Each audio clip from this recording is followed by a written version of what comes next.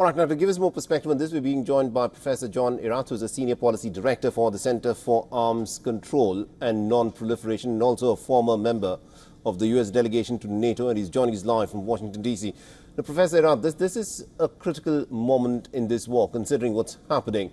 Now, on the ground, though, the Ukrainians are quite clearly on the back foot, but in the Black Sea, the Ukrainians seem to have destroyed a fair bit of Russian military shipping.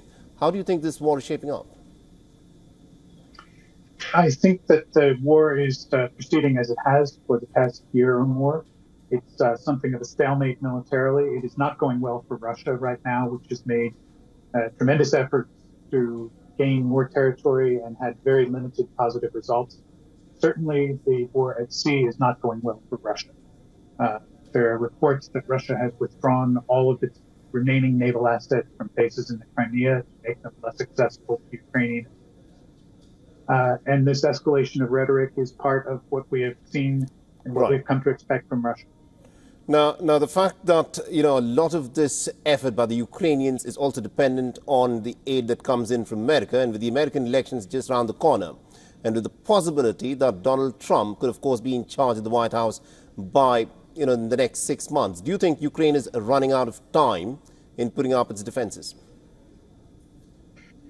I think that Ukraine is trying to defend itself in a way that makes it as costly as possible for Russia to continue to attack.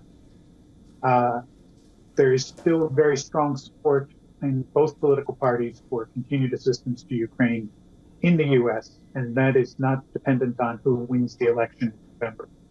That's interesting. All right. Thank you very much indeed, Mr. Irath, for joining us and getting us that perspective there. You're welcome.